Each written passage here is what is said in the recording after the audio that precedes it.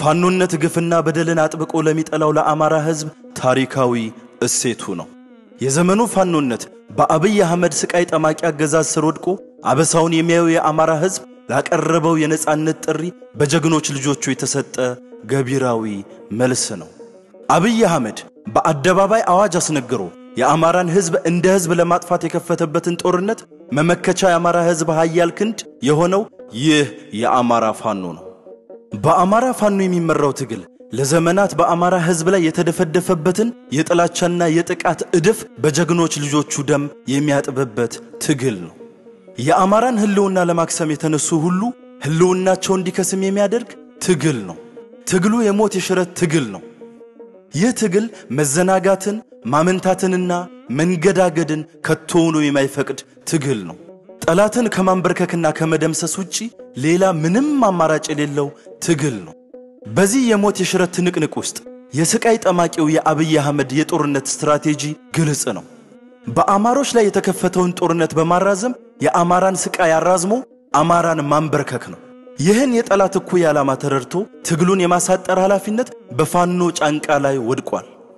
ታዲያ ፋኖች ይህን ታሪካዊ ግዴታ መወጣት የሚችሉት የሰው ኃይላቸውን፣ መሳሪያቸውን፣ ህዝባዊ ድጋፋቸውን፣ ፖለቲካዊና ወታደራዊ ዕውቀታቸውን፣ ወኔያቸውን በአንድ ላይ አጣምረውና አቀናጅተው ሲታገሉ ብቻ ነው። ባለንበት ወቅት የአማራን ህዝብ ለድል የሚያበቃና የህልውና ስጋቱንም በአስተማማኝ ሁኔታ እንዲቀለበስ የሚያደርገው አንድ ኃያል መሳሪያ ቢኖር የፋኖ አንድነት ብቻ ነው። ሁላችሁም የፋኖ አመራሮች ይህንን ሐቅ መገንዘብ ይኖርባችኋል። ልዩነቶቻችሁን አባቶቻችሁ በክፉ ቀን ሲያደርጉት እንደኖሩት ከኔ ያንተ ይብስ በማለት መፍታት ይኖርባችኋል። ይህን በማድረግ ብቻ ነው የአባቶቻችን ልጆች ነን የሚለውን የዘወትር አባባላችሁን እውን ማድረግ የምትችሉት። የአማራን ህዝብ ትንሣኤ ለህዝባችሁ ማብሰር የምትችሉት። ይህ የአማራ ህዝብና የአማራ ወዳጆች የወቅቱ ጥሪ ነው። ውድቀት የአማራን ህዝብና ፋኖን በመከፋፈል ለተጠመዱ የአማራ ህዝብ ጠላቶች በሙሉ፣ ድል የአማራ ፋኖ የጋራ ፖለቲካዊና ወታደራዊ አንድነት ለመፍጠር ከልባቸው ለሚተጉ የህዝብ ልጆች፣ ድል ለአማራ ህዝብ። ሰላም ጤና ይስጥልን ተመልካቾቻችን፣ እንደምናላችሁ እንደምናመሻችሁ ከአንከር ሚዲያ ዝግጅት ክፍል ያክብሮት ሰላምታችንን እናቀርባለን። በለተሰኞ የተለያዩ መረጃዎችን ወደ እናንተ የምናደርስበትን የአንከር የመረጃ ክፍለ ጊዜ ነው ይዘንላችሁ የቀረብነው። አቶ ጌታቸው ረዳ በይፋ ከትግራይ ጊዜያዊ አስተዳደር ፕሬዝዳንትነታቸው መነሳታቸው ተገለጸ። አብይ አህመድ ዛሬ ዕለት እንዳስታወቀው ከሆነ አቶ ጌታቸው ረዳ ከዚህ በኋላ የትግራይ ጊዜያዊ አስተዳደር ፕሬዝዳንት አይሆንም ምስጋና በማቅረብ አቶ ጌታቸው መሰናበታቸው ነው አብይ አህመድ የገለጸው። በሌላ በኩል ሌተናንት ጀነራል ታደሰ ወረደ ቀጣዩ የትግራይ ጊዜያዊ አስተዳደር ፕሬዝዳንት ሊሆኑ እንደሚችሉ በስፋት እየተነገረ ነው። ሌተናንት ጀነራሉ ወደ አዲስ አበባ መምጣታቸው ነው እየተገለጸ የሚገኘው። በአማራ ክልል 20ኛ ቀኑን ያዘው የዘመቻ አንድነት ተጋድሎ በተለያዩ አካባቢዎች እንደቀጠለ ነው። የአብይ አህመድ አገዛዝ በአማራ ክልል አዲስ ዙር ጥቃት በፋኖች ላይ ለመክፈት በመዘጋጀት ላይ መሆኑም ተመልክቷል። ክረምቱ ከመምጣቱ በፊት ፋኖች ላይ መጠነ ሰፊ ጥቃት ለመክፈት የተዘጋጀው የአብይ አህመድ አስተዳደር በተለይም በአድማ በታኝ ሰራዊት አማካይነት ጥቃቶችን በየአቅጣጫው ለመክፈት ዝግጅት እያደረገ መሆኑ ነው የሰማነው። በዚህ ላይ እናተኩራለን። ሌሎች መረጃዎችንም ይዘናል። አብራችሁ እንድትቆዩ የምንጋብዘው እኔ መሳይ መኮንን ከዚህ ከዋሽንግተን ዲሲ፣ ገለታው ዘለቀ ከቦስተን በጋራ በመሆን ነው። መልካም ጊዜ።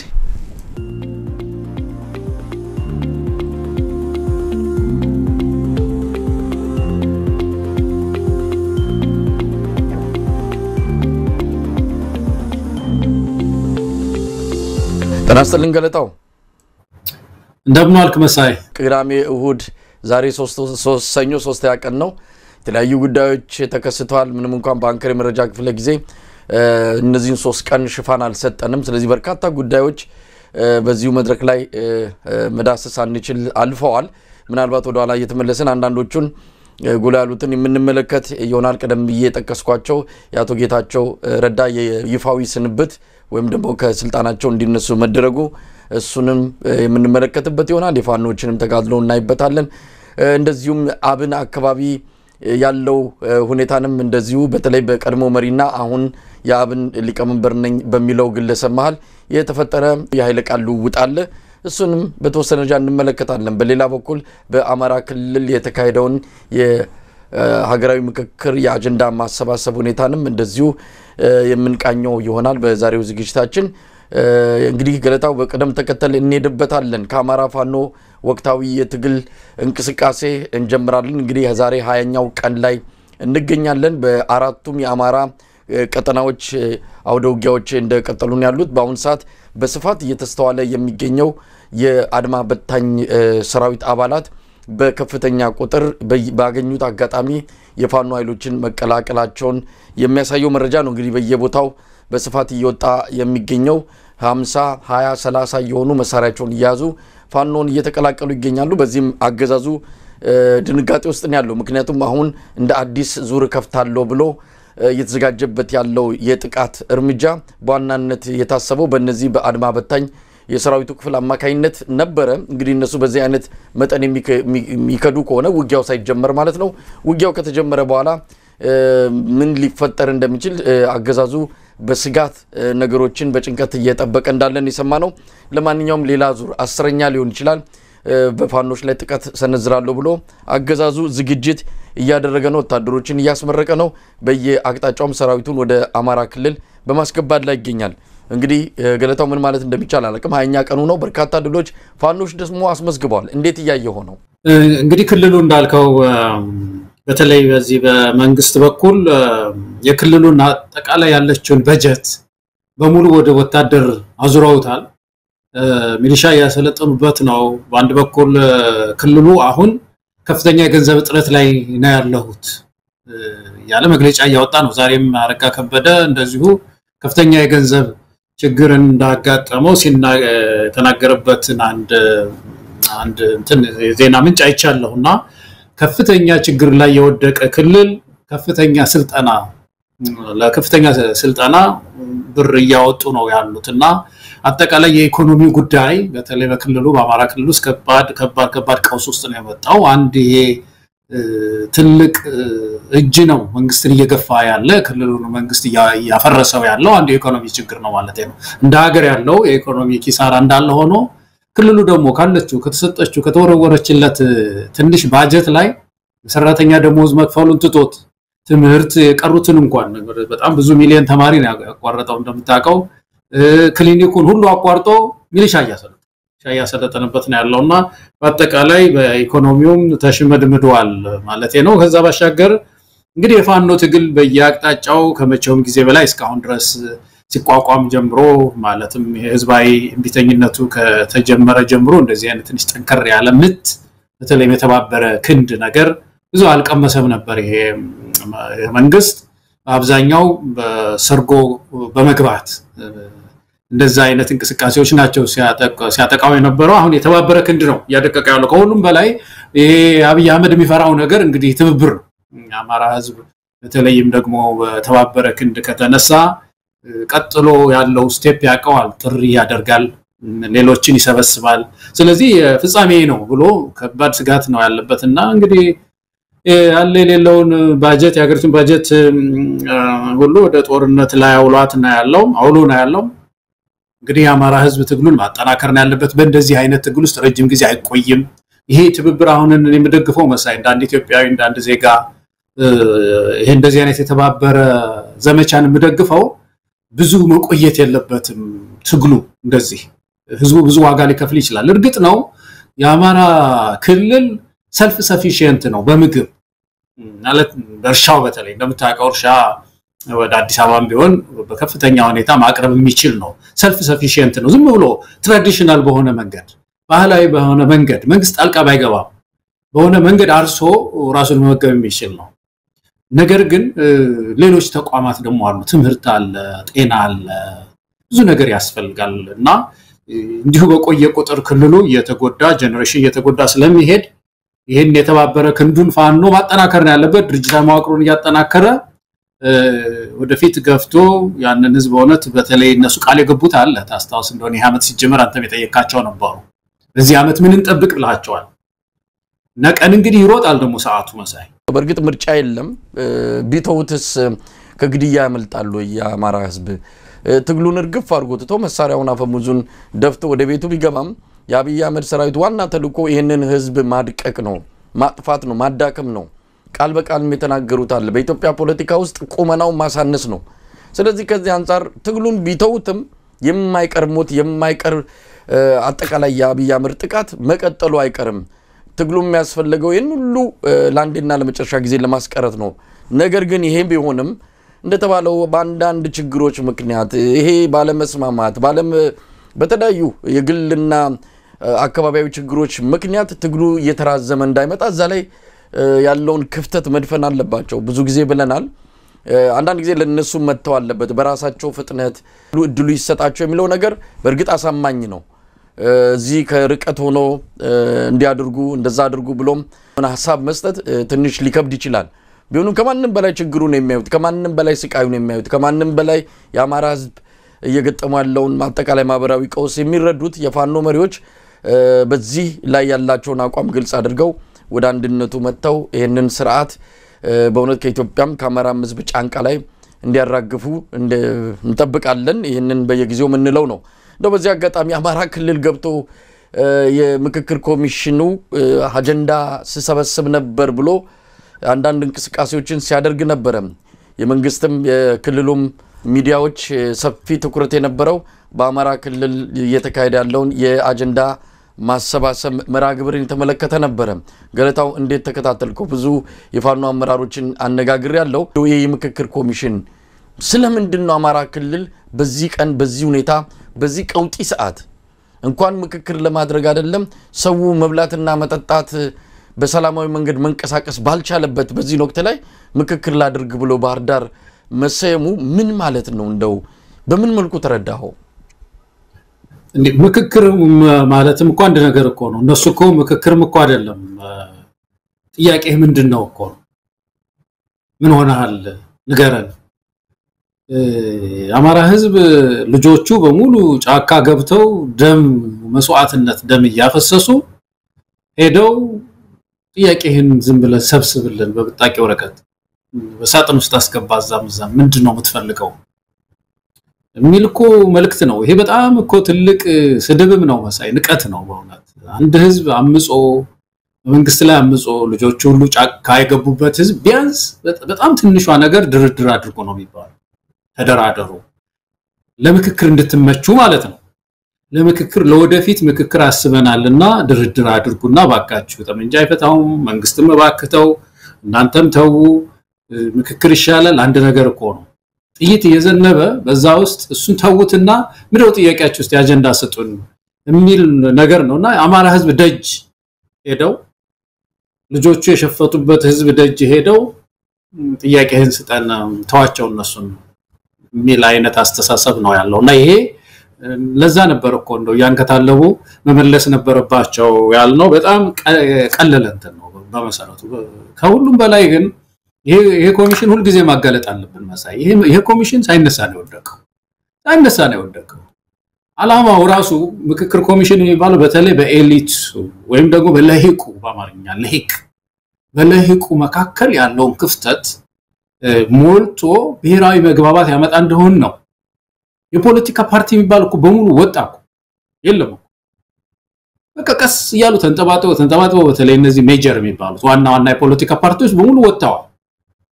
ለሂቁ ጋር አልስማማም ብሎ ከአንድ ለሂቅ ጋር አይስማም ወጥቷል ስኮላርስ እነዚህ ምንድናቸው የፖለቲካ ወገንተኝነት የሌላቸው ጥናትና ምርምር የሚሰሩ እዚህ ሀገር እንኳን ስማቸው መጥራት የለብንም እዚህ ሀገር እንኳን ያሉ የኢትዮጵያ ምሁራን ስብስብ ሳይቀሩ እኮ በተለያየ መንገድ እኮ ይሄንን ተቋም ኮንታክት ለማነጋገር ሞክረዋል እኮ መልስ እንኳን አልሰጣቸው አብዛኛው የኢትዮጵያ ምሁር በአገሩም ውስጥ ያለው በውጭ ሀገርም ያለው ይሄንን ኮሚሽን አልተቀበለው ሌጂቲሜሲ የለህም የቅቡልነት ችግር አለበት ሁለተኛ እንደገና ደግሞ አላማው ምክክር አይደለም የተቋቋመበትን አዋጅ ባለፈው አንስተናል ህዝባና ሰለችን ብለን ነው እንጂ መሳይ የተቋቋመበት አዋጅ መጨረሻ ሄዶ ይሄው አጀንዳ ከባህር ዳር አመጣሁ ብሎ ከአዲስ አበባ አመጣሁ ብሎ ሄዶ የተወሰኑ ጉባኤ የተወሰኑ ሰዎች ተመርጠዋል ተብሎ ተወያይተው ግማሹን ለፍርድ ቤት ግማሹን ለፌደሬሽን ምክር ቤት በታትሎ ወደ ቤቱ የሚሄድኮ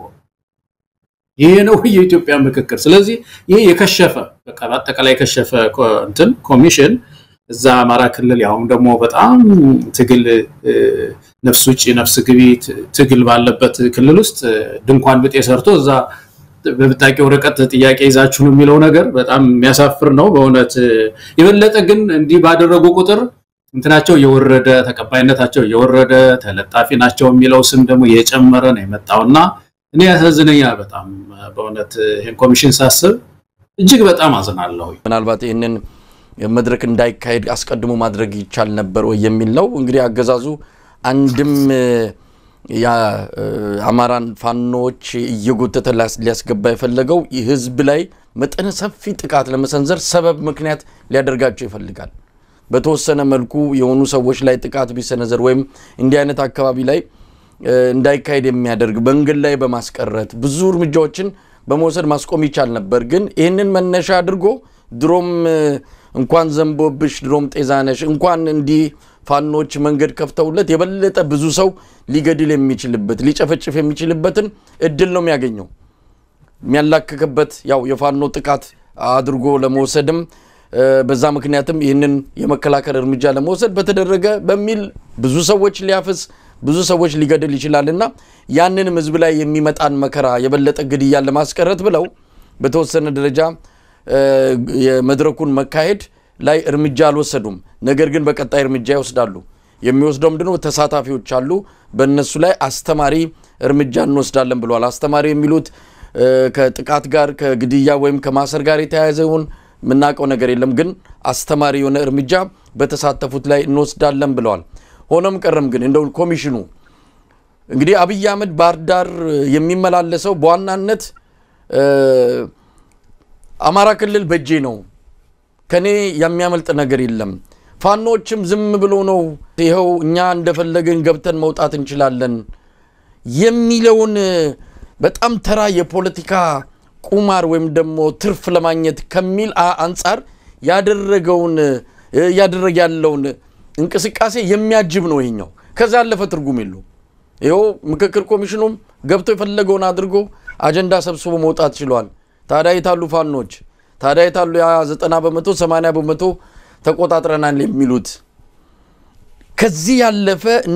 ምንም አይነት የምክክር ኮሚሽኑን ያወጣቸውን አካሄዶች አላማዎች ሊያሳካ የሚችል አንድም ነገር የለም በአማራ ክልል ያደረገው ጉዞም ሆነ የሰሞኑ መርሃ ግብር ከዚህ አንፃር ይህ ኮሚሽን የአብይ አህመድ የፖለቲካ ተቋም ሆኗል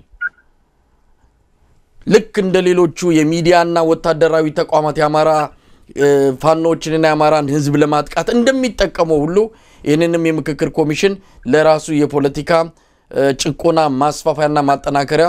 አድርጎ እየተጠቀመው ስለመሆኑ ከዚህ በላይ ምንም ማሳያ የለም ሌላው ቢቀር ገለታው 30 እና 40 ኪሎ ሜትር ብራቃት ላይ 60 ሰዎች የተገደሉት በዋዜማው ነው በአዲስ አበባ እስከ ባህር ዳር ባለው መንገድ ላይ ሰዎች እየታፈኑ በአውቶቡስ ላይ እየተገደሉም ነው አሁን ይሄ የሆነው ሰሞኑን ነው በአንድ ወር ውስጥ ለሶስተኛ ጊዜ ጎንደር ላይ ወደ 38 ሰዎች በድሮን ተገለዋል በዚሁ ሰሞን ቢያንስ እነዚህ እንኳን ይቆሙ እነዚህ ሳይቆሙ እንዴት ነው ምክክር የምታረገው ሰዎች እየተገደሉ ጥይት እየጮኸ ምን አይነት ምክክር ልታደርግ ትችላል ይሄ እንኳን ይቆም ብለው መንግስትን መጠየቅ እንዴት አቃታቸው እነ ፕሮፌሰር መስፍን አራያ ምክክሩን ያካሄዱ ሌላው ቢቀር ለሶስት ቀን ግድያ አቁሙና ይሄን ምክክር አድርገን እስክንወጣ እንኳን የጥይት ድምጽ እንዳይሰማ አድርጉ ብለው መንግስት ላይ ጫና መፍጠር ትተው ሲላኩ አቤት ሲጠሩ ወዴት ይያሉ የሚሄዱ የአርበኛ አብደላ እንዳለውም የፖለቲካ ደላሎች ናቸው ከዛ ውጪ ትርጉም የላቸውምና ይሄንን ነው መረዳት የሚቻለው ከዛ ያለፈ ምክክር ኮሚሽኑ ገንዘብ ያው አበል ስላለው ደሞዝ ስለሚከፈላቸው እውነተ መናገር ህሊናቸውን ሸጠው በታሪክ ተጠያቂ የሚያደርግ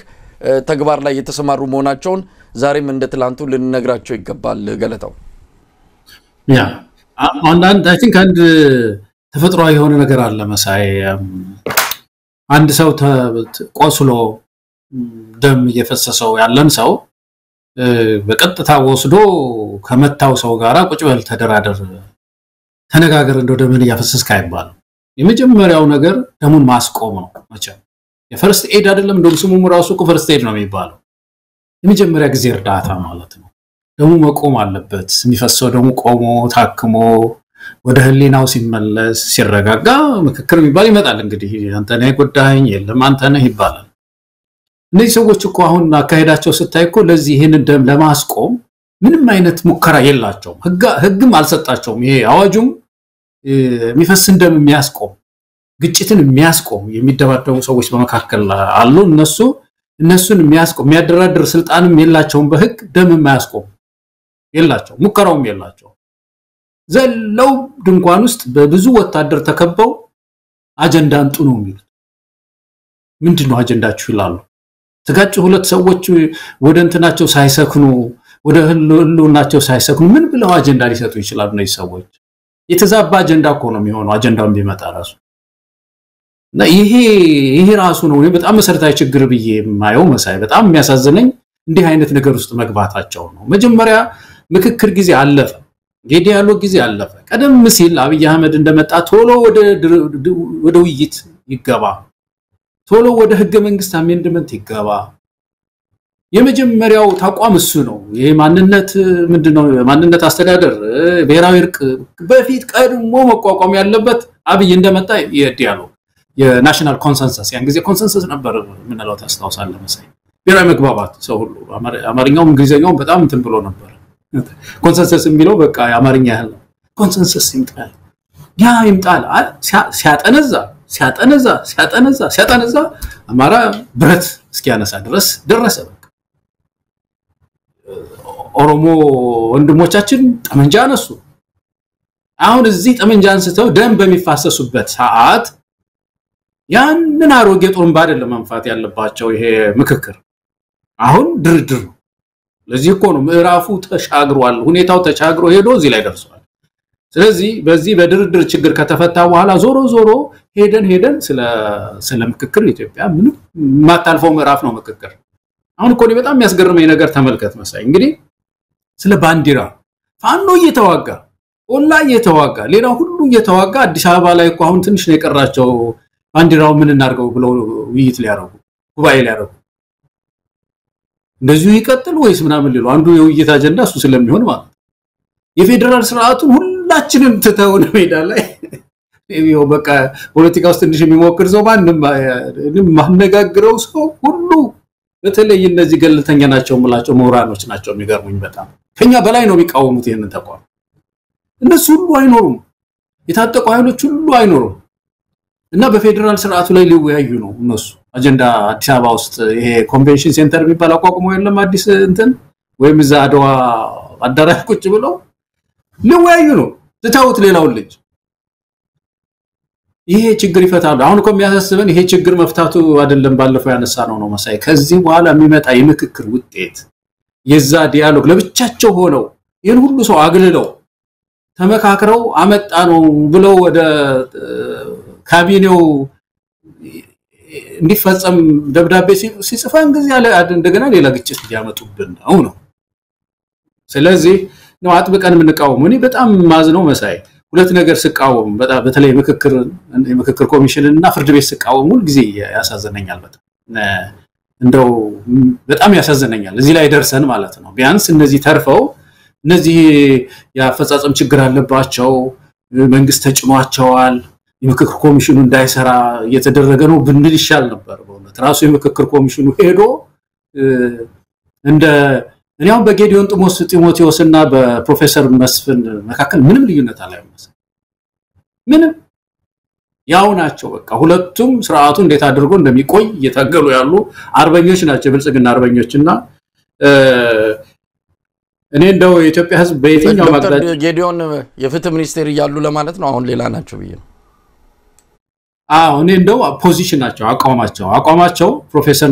መስፍን ወልደማርያም አሉ አይደለም አሁን እሳቸውና ዶክተር ጌዲዮን ጢሞቴዎስ ስርዓቱን ለማቆም የማይጠመዝዙት ነገር የለም። እኛም ዶክተር ጌዲዮንም እንትኑን ተጠቅመው እቺ የህግ ዕውቀታቸውን ተጠቅመው የሚያወጣቸው ህጎች እነዚህ ሰንካላ ህጎች በሙሉ ከዛ ነው የሚመጡት ይገርማል። እና ፕሮፌሰር መስፍንንም ሳያቸው ይጠመዝዙታል ይሄን ብሔራዊ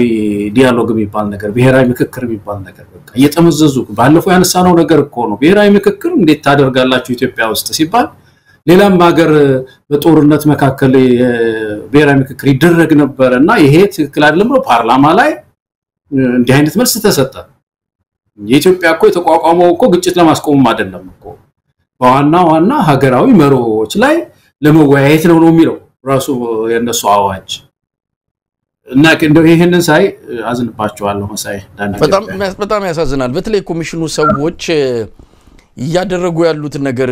ትክክል እንዳልሆነ ያወቁት በቴሌቪዥን እየመጡ የሚጨቀጭቁት ነገር ይገርመኛል። እኚ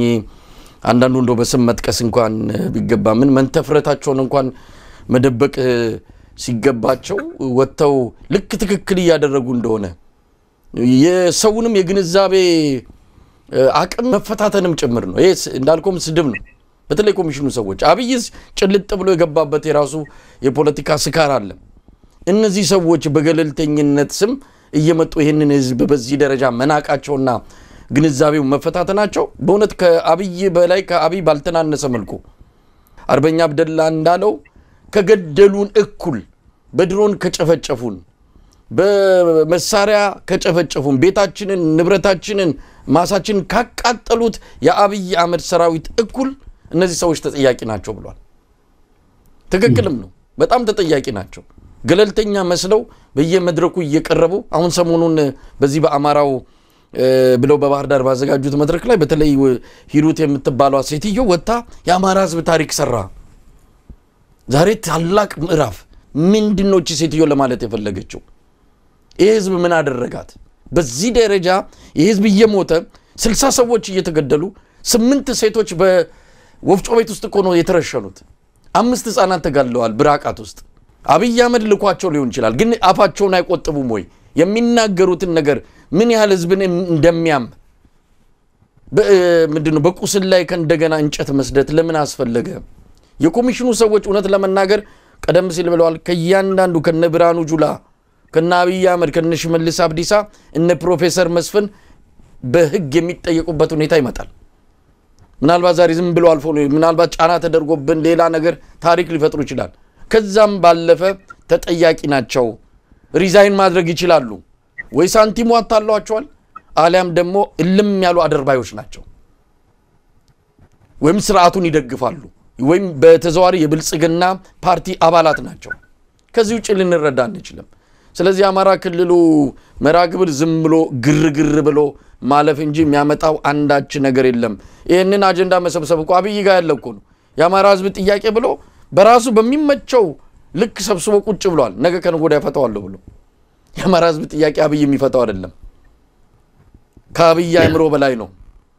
ለማንኛውም ገለታው እንደ ማጠቃለያ ምን ልትል ትችላለህ ለነዚህ ሰዎች? አሁን እንግዲህ አማራ ጨረሱ። ትግራይ ምናልባት የሚያካሂዱ አይመስለኝም። እስካሁን በትግራይ ባለው ሁኔታ ላይ ብዙም ይሄዱ አይደለም። ምናልባት ትግራይ ነው የሚቀራቸው። ሌላው ጋር እንደ ነገሩ ዝም ብሎ ገብተው የሆኑ ነገሮችን ለቃቅመው መጥተዋል። ለአብይ አህመድ የሚሆን አጀንዳ ይዘውለት ከጠረጴዛው ላይ ያስቀምጡለታል። ቀጣዩ ምዕራፍ ምንድነው? ምንስ መደረግ አለበት? ትግራይን ደግሞ በኢሜል ሊጨርሱት ይችላሉ። እንደ አብይ አህመድ እነሱ በፌስቡክ ላይ ተመረጡት ትግራይ ገበሬን ጥያቄህን አጀንዳህን ኢሜል አድርግልን ወይ ደግሞ የሆነ ነገር አድርግልን ሊሉት ይችላሉ። መሳይ ቀልደኞች ናቸው። ከአለቃቸው ከአብይ አህመድ የተሻሉ ሰዎች አይደሉም። ገለልተኛ አይደለም። ገለልተኛ ተቋም ስላልሆነ ነው የምንቃወመው። ኢትዮጵያ ሀቀኛ የሆነ ዲያሎግ ወይም ደግሞ ምክክር ያስፈልጋታል። ያ ነው የሚያሽራት። ኢትዮጵያ የምትሽረው በተለይ መዋቅራዊ የሆኑ እዚህ የመርሆ ችግሮች የመተሳሰሪያ መርሆ ችግሮች የሚፈቱት በጣም ሀቀኛ በሆነ ኮሚሽን ነው። ኮሚሽን እንበለው ስሙ ችግር የለውም። ብቻ የሚቋቋም አንድ ኃይል ሀቀኛ የሆነ መሆን አለበት። እኔ እኮ ቀደም ባሉት ጊዜ እኮ ትንሽ የኋላውን ታሪክ ያብይን ማየት ይቻላል እኮ። ብዙ ጊዜ እኮ እየጮሁ ብዙ ሰዎች እኮ አልሰማ ተብሎ ነው የእርቅ ኮሚሽን ሲቋቋም ሊፈርስ ነው ገና ሲቋቋም እኮ ነው። ለምንድን ነው እንደዚህ የተባለው? መሳይ በኮሚሽን ውስጥ 40 ምናምን ሰዎች ነበሩ የተሾሙት ታስታውስ እንደሆነ እንትን ውስጥ የፖለቲካ ሰዎች በሙሉ ከእህታችን እና ከምክትሏና ከቄሱ ውጪ የተነበርሽ ማለት ነው። አዎ ከእህታችን የተነበርሽ እሷ ብቻ የፖለቲካ እንትን አልነበረ። ከዛ ውጪ አንዳንዶቹ እንደውም ዶክተር ብርሃኑ ለምሳሌ የብሔራዊ እርቅ ኮሚሽን እንትን ነበሩ አባል ነበር። እንዴት ፖለቲከኛን ታስገባለህ? እርቅ በመሰረቱ የእርቅ እንደዚህ ኮሚሽን ሲቋቋም የመጀመሪያው ሪኳየርመንት እንደምታውቀው ኢምፓርሻሊቲ ነው ተብሏል። የተወሰኑ መስፈርቶች አሉ ወይም ገለልተኝነት በተለይ እርቅ ጉዳይ የሚሰራ እንዴት ፖለቲከኛ ታስገባላችሁ? በሙሉ በፖለቲከኛ ሰገሰገው ይኸው ትንሽ ኢንች አልተራመደ። የማንነትና አስተዳደር ኮሚሽን ሲቋቋም እነ ዶክተር አረጋዊን ፖለቲከኛ የተባለ በሙሉ ፖለቲከኛ ገባ። እንዴት ተብሎ ነው ሪሰርች ሰርቶ የሚመጣው ፖለቲከኛ እዛው ውስጥ? በኋላ ፖለቲከኞች በየድርጅታቸው ይዩት በጣም ኤክስፐርቶች ይግቡ በኤክስፐርቶች እና ገለልተኛ በሆኑ ሰዎች ተቋም መጋንባት አለበት ቢባል አልሰማ ብሎ መጨረሻ ላይ ራሱ በቀጭን ደብዳቤ አባረረው። ይሄንን ሲያቋቁም እንደዚሁ ያው አመራረቱም በፌስቡክ አደረገው በምን አደረገው አረ አይደለም ስቴክሆልደርስ የሚባሉ አሉ የሌላው ሀገርም ተሞክሮ አሉ ያጠኑ ሰዎች አሉ በዚህ ላይ ኢትዮጵያ ያስተማረቻቸው እስከ ፒኤችዲ ድረስ ምናቃቸው አሉ በዚህ በዲያሎግ ላይ ሪሰርች ሰው ጥሩ ልጆች አሉ አዲስ አበባ ውስጥ ይገርማሉ በጣም ጥሩ በሚዲያ በኤፍኤም አሁን ቀርቦ አንድ ጊዜ አንድ ወጣት ምሁር ሲያስረዳ በጣም ትደመማለህ ዲያሎግን እንዴት እንደተረዳው አንጀታችንን አስረን ያስተማርናቸው ልጆች አሉ የነሱን ምክር ስሙና እንዴት እንደሚቋቋም ከሌላው ሀገር ተሞክሮ ይወና ማቋቋሚያ አዋጁም ተስተካከለ የወጣ ይሁን ከሁሉ በላይ ግን ገለልተኝነቱ ላይ ብዙ መሰራት አለበት አይሆንም ብለው ሰሩት አሁን ይሄው ዝም ብሎ እንትና ፓርቲ ሊወጣ ነው አይደል አዎ መያድ ልትወጣ ነው አይደለም ሂድ መንገዱን ጨርቅ ያርግልህ መለዜናዊ ምንድነው ታስታውስ እንደሆነ ነገሮች መንገዱን ጨርቅ ያርግላችሁ ሂዱ እንዳሉት አይነት መንገዱን ጨርቅ ያርግልህ ሌላ ፓርቲ ባልደራስ ወጣ አይደል መንገዱን ጨርቅ ያርግልህ ኢህአፓ ወጣ አይደል መንገዱን ጨርቅ ያርግልህ ምሁራን አልቀበሉም አይደለም መንገዱን ጨርቅ ያርግላቸው ከማን ጋር ሊወያዩ ነው ታዲያ ማንን ሊያወያዩ ፋኖ ቀጥል እዛው ኦላ ቀጥል እዛው ስለዚህ ይሄን ሁሉ አራግፎ ይዞ እንደው ይልቅም እኮ መሆን ያለበት እኮ ከነዚህ ጋር እኮ ቁጭ ብሎ መነጋገር ከተቻለ ነው በመድሪቱ ላይ መፍትሄ ሊመጣ የሚችል የነበረውና ለዚህ ነው እንደው መራራ ትግል የሚሰማንና የትም አይሄድም እኮ ይፈርሳል ሄዶ ፈርሶ እንትናችን እንደው ትልቁ ነገር እኛ ኢትዮጵያ መጠንቀቅ ያለብን በምክክር ላይ ተስፋ እንዳንቆርጥ ነው ጥሩ ስሞች ሁሉ እየረከሱብን ስለሆነ አሁን ያን ያነሳ ነው ብልጽግና ይባል ስም በቃ ኢትዮጵያ ውስጥ አሁን አዲስ አመት ሲመጣ አንድም ሰው ብልጽግና የሚል የለም ይገርማል አዲስ አመት የሰላም የብልጽግና ምናምን ምን ነው በቃ ማንኛውም ልጅ እንኳን አይልም እዚህ ድሮ አበባ በልጅነት ይሸጣል መሳይ ትጽፍና የሆነ አበባ ነገር ተሰራና ለጎረቤት በልጅነታችን እንሸጥ ነበር አሁን ስሰማ እዛ ላይ የብልጽግና ብትባል ህፃናት አይጠቀሙ መሳይ የቃል ከቮካቡላሪያችን ወጣ እንትናችን እና ብሔራዊ ምክክርም ያረከሱት ነው ያሉት መሳይ ገለታው ነው እሱ ነው በጣም የሚያሳስበኝ አሁን ነገ ከነጎዲያ እውነተኛው የምክክር ምናልባት ስራ ቢሰራ እንኳን የኢትዮጵያ ህዝብ የዚህ ጠባሳ ስላለበት ይሄኛው ምክክር ኮሚሽን ነገሮችን ሁሉ እንዳልነበር አድርጎ ስላበለሻሸው ነገ ከነጎዲያ የሚመጣውን ህዝቡ ከልቡ ተቀብሎ ለለውጥ አብሮ ይሰራል አይሰራም የሚለው ነው የሚያሳስበው የዚህ ምክክር ኮሚሽን እኮ ዛሬም ብቻ አይደለም የሚያጠፋው የነገንም ተስፋ እኮ ያጠፋ ነው ነገ በምክክር የሚያምን ነገ በውይይት የሚያምን ማህበረሰብ እንዳይኖር ነው ያደረገውና ብዙ ወንጀሎችን ብዙ ኃጢያቶችን እየሰራ ያለ ኮሚሽን መሆኑ ነው ለማንኛውም ገለታ ወደ ሌላኛው ርዕሰ ጉዳይ እንሄዳለን አቶ ጌታቸው ረዳ ከትግራይ ጊዜያዊ አስተዳደር ፕሬዝዳንትነት መነሳታቸውን ዛሬ አብይ በይፋ በፌስቡክ ገጹ ወይም ደግሞ በማህበራዊ ሚዲያ ገጹ ላይ ይፋ አድርጓል እንደው ወደዛ ከመሄዴ በፊት ሰሞኑን በማህበራዊ ሚዲያ ላይ አብይ ጠፋ የት ሄዶ ነው የሚል አጀንዳ ሆን ተብሎ ተመዞ ሰዎች እኛንም ጭምራጭን ያንቀውን ነበር የሰው የት ገብቶ ነው ከዚህ በፊት ያው ለክምና ወጥቶ የነበረበት ጊዜ ታስታውሳለ ብዙ ነገር ተብሏል ምናልባት አሁንም ከዛ ጋር በተያዘ በጤና ጉዳይ ምክንያት የለም የሚለው ነገር ብዙዎች ሲነጋገሩበት ነበር ለዚህ ደግሞ ማሳያ እንዳንድ እንዲያምኑት ወሬውን እንዲያምኑት ያደረጋቸው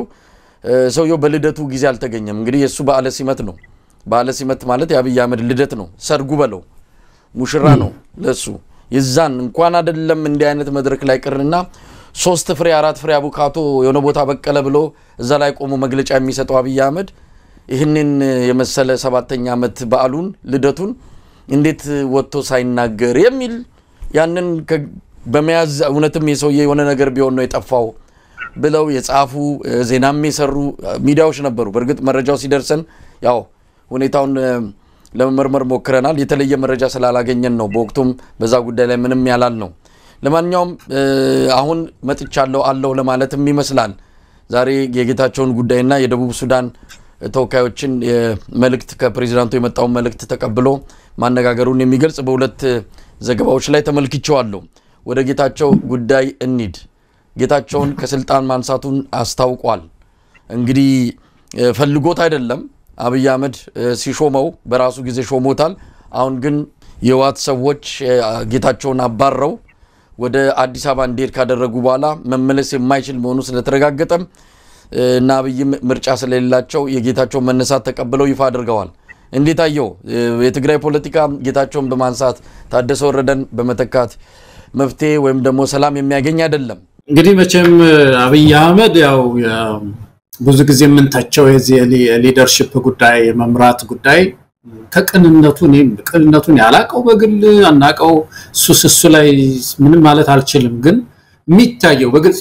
የምናየው የዚህ አመራር ችግር በጣም የላቀ ችግር ነው ያለበት። የትግራይን ኢትዮጵያን በአጠቃላይ ችግሮች የሚፈታ ሰው አይደለም። አያያዙ ራሱ ትግራይ ላይ አሁን ምንም መፍትሄ ሊያመጣ የሚችል አካሄድ አናይም። መሳይ እንዳልከው በጣም ኢምፖርታንቱ ነገር ትግራይ እኮ አሁን የሽግግር ጊዜያዊ አስተዳደሩ 1 አመት ነው አይደለም ይራዘማል የተባለው። በ1 አመት ውስጥ እኮ ምርጫ መደረግ አለበት። ፓርቲ እኮ የለም ለምርጫ የሚዘጋጅ ፓርቲ አሁን ትግራይ ውስጥ።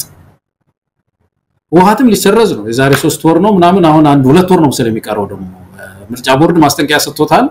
በሚቀጥሉት 4 ወራት ውስጥ ምንድነው ከማንኛው የፖለቲካ ስርዓት አግደሃል ከዛ በኋላ ፈርሳለሁ የሚል ደብዳቤ ደርሶታል።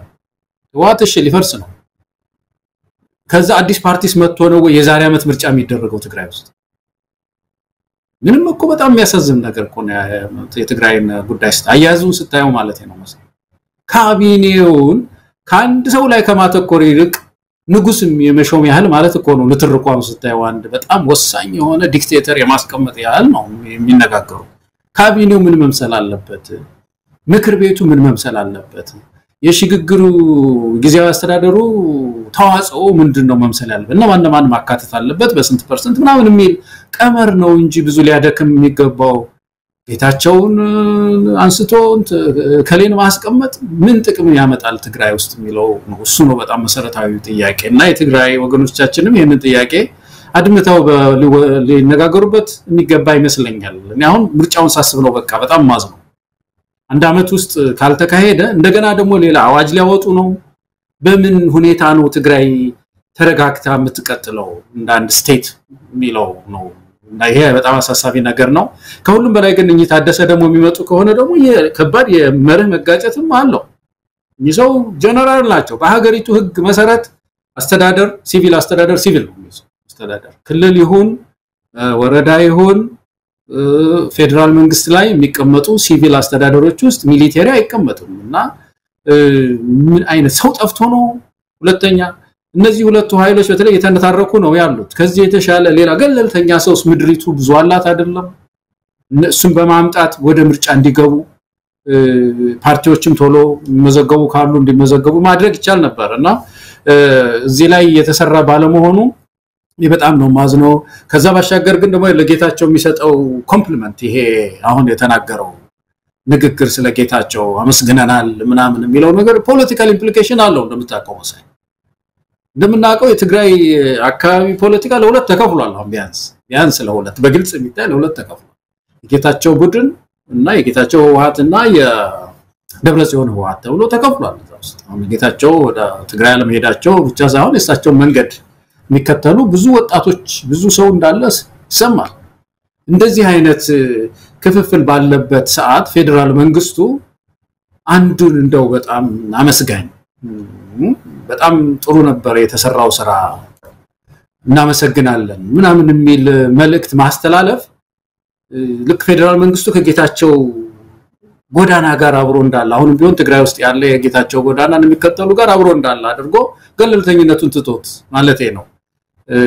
እንደ ቢያንስም እንኳን እንደዚህ አይነት ድጋፍም እንኳን ቢኖረው በውስጡ ይዞ ከሚመጣው ጋር አብሮ የሚሰራበትን መንገድ መፍጠር ነው ያለበትና እንደዚህ አይነት የፖለቲካ መልእክት ያላቸው ነገሮች ብቻ ወደዛ ክልል ይወረውራል እና በአጠቃላይ አያያዙ ለነገሩ ሰውየው እኮ አገሪቱን በአጠቃላይ ይዞ ቁልቁል ትላንት ከፕሮፌሰር መስፍን ማን ነው ተሾመ ጋር ስታወሩ እንደነበረው አይነት ትንሽ አደገኛ ነዳድ ነው እየነዳ ያለውና እንደው ትግራይን ብቻም ሳይሆን አገሪቱን በሙሉ ያንገዳገደና ያለው መሳይ እናንተ ስታወሩ አንድ ነገር ትዝ አለኝ አዲስ አበባ ውስጥ ወደ ጀሞ ዘመድ ነበርኝና ወደዛ ሲሄድ ማታ ታክሲ የሚነዳው ነገር ማለት ይሄ ሚኒባስ አላለ እሱ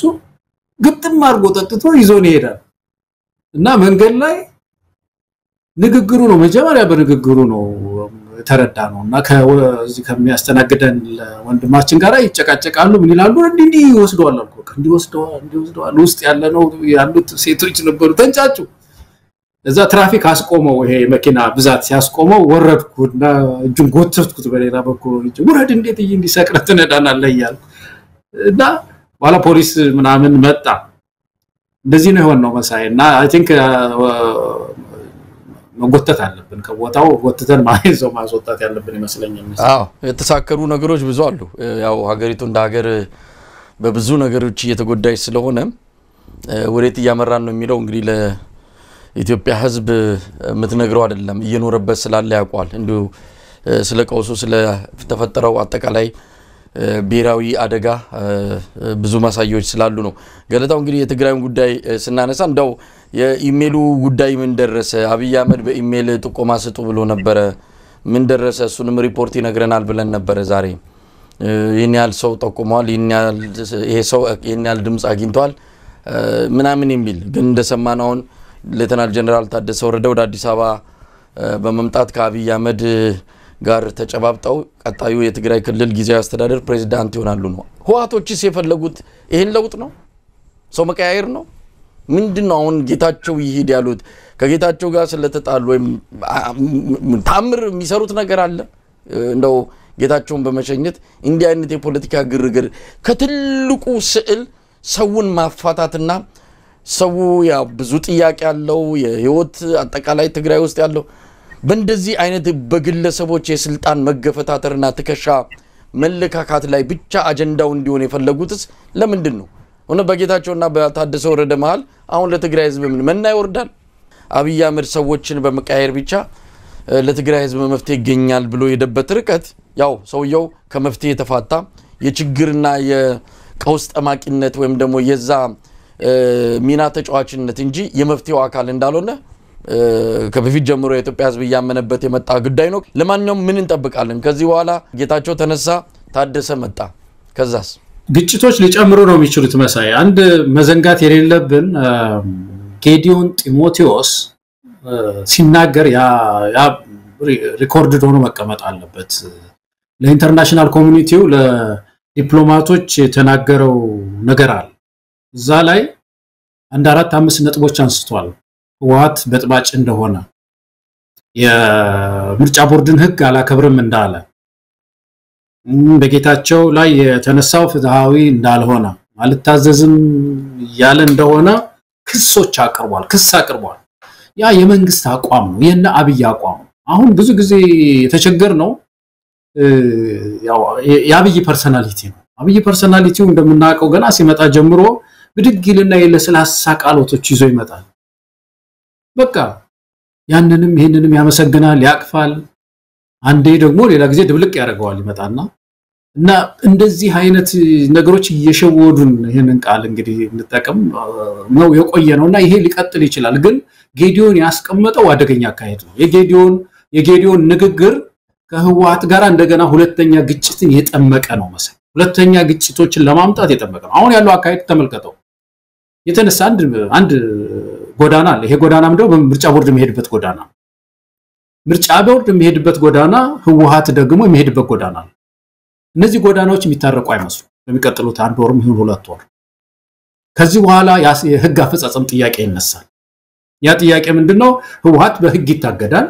በህግ ሲታገድ የለም እኔ ፖለቲካ እንትኔን እቀጥላለሁ ብሎ ማለቱ አይቀርም በዚህ ጊዜ እንግዲህ ኮንፍሮንቴሽን ይኖራል ማለት ነው ግጭት ይኖራል ማለት ነው ይሄንን የሚያለዝብ አካሄድ አታይም ዛሬ ዋዜማው ላይ የሚያለዝብ የሚያስተካክል አካሄድ አናይምና እኔ ችግር ነው እየከፋ ነው የሚታየኝ መሳይ የሚሻለው የነበረው አሁን ይሄ ጥሩ መታጠፊያ ምዕራፍ ነበር ለማስተካከል ማለት ነው አመቱም አለቀ የዚህ ጊዜያዊ አስተዳደሩ ብዙ ደግሞ ጥያቄዎች እንደተነሱበት ታይቷል የተፈናቀሉ ወገኖቻችን ወደ ቦታቸው ሳይመለሱ ቀሩ ትግራይ ለምርጫ ሳትዘጋጅ ቀረች አይደለም ክልል አይደለም ስቴት አገር እኮ እንደ ሀገር እኮ አንድ አመት ተኩል ውስጥ ቢበዛ 2 አመት እኮ የሽግግር ጊዜ አድርገው ወደ ምርጫ የሚገቡበት እኮ አመት እኮ ነው ማለት አንዳንድ የፖለቲካ ሳይንቲስቶች የሚሉት ነገር አለ መሳይ ምንድነው የሚሉት ለውጦች መስመር መያዝ አለመያዛቸው ፍሬያማ መሆን አለመሆናቸው በተለይ በሽግግር ጊዜ የሚታየው በአንድ አመት ቢበዛ በአንድ አመት ከ6 ወር ውስጥ ነው ይባላል በአንድ አመት ውስጥ ወይ በአንድ አመት ከ6 ወር ውስጥ አቅጣጫችን ልክ ነው ልክ አይደለም ሽግግራችን ልክ ነው ልክ አይደለም የሚለውን የሚያስወስኑ የማለዳ ጊዜዎች ናቸው እዛ ላይ ከተበላሸ ከዛ በኋላ ዝም ብለን አፍጠን ብንጠብቅ ሊስተካከል ይችላል ብለን አፍጠን ብንጠብቅ አይሰራም ነው የሚሉት የፖለቲካ ሳይንቲስቶች መሳይ እና የትግራይ ውስጥ ይሄንን እኮ ነው ያየነው አንድ አመት ከ6 ወር ማልፎ 2 አመት እኮ ፍሬያማ ያልሆነ ነገር ነው ያየነው እንደውም ግጭት እየባሰበት ነው የመጣው እንዲህ ከሆነ ለዚህ እድሜ መቀጠል ሳይሆን ሪቫይዝ መደረግ አለበት መከለስ አለበት የትግራይ ሽግግር ተዋጽኦንም እናስተካክለው ህወሓት እኮ እጁ በጦርነት ውስጥ እኮ ያለ ፓርቲ ነው መልሰን ያንኑ ሞኖፖሊ ሰጠነው አሁን ልክ ንግግሩን ስታይ እኮ ሌላ እኮ እንደውም 49% ሁሉ ሌላ ያለም አይመስልም እኮ በትግራይ እና በፌደራል መንግስት ውስጥ ያለው ንግግር በህወሓትና በፌደራል መንግስት መካከል ያለው ንግግር ሌላ 49% ከምሁራን ከተቃዋሚ ፓርቲዎች ያሉ አይመስልም አጠቃላይ የትግራይ ሽግግር ህልውና በህወሓት ላይ ያለ ነው የሚመስለው 100% ያለ ነው የሚመስለው ይሄ መስተካከል አለበትና ይሄንን እዚህ ጉዳይ ላይ ይሄን መታጠፊያ ሰዓት ማስተካከል ሲገባ እንዳልከው አንዱን ሰው አንስቶ ጌታቸውን አንስቶ ያውም ወታደር በጣም የሚያስፈራኝ ነገር እዛ ክልል ውስጥ ወታደር እንዳይመጣ ነበር መሳይና ወታደር ከገባ የሚመጣውን ከምርጫ ቦርድ ጋር የሚኖረውን ሰጣ ገባም የበለጠ ሊያጠናክረው ይችላል የሚል ስጋት ነው ያለኝ መሳይ እንደገና መስተካከል አለበት ትግራይ ወጣቱ ተነስቶ ባለፈው ያልነው ነው መሳይ አዳዲስ ምንጮችን መቆፈር አለበት አስተሳሰብ ፓራዳይም shift ያስፈልጋል አገሩንም ትግራይንም የሚታደግ ትውልድ አዲስ መብቀል አለበት ሌላው አካባቢ እንደዛው የሚለውን ደግሞ ማንሳት የሚሻል ይመስለኛል ገለታው በዚህ በትግራዩ ወቅታዊ ሁኔታ አብይ አህመድ ምንድነው አተረፈ ወይስ ከሰረ የሚለውንም ነገር መፈተሹ ተገቢነት አለው ምክንያቱም አብይ አህመድ መነሻው ያኔ በጦርነቱም ጊዜ በዋናነት ጦርነቱም እንዲካሄድ አሁን የምንሰማቸው ነገሮች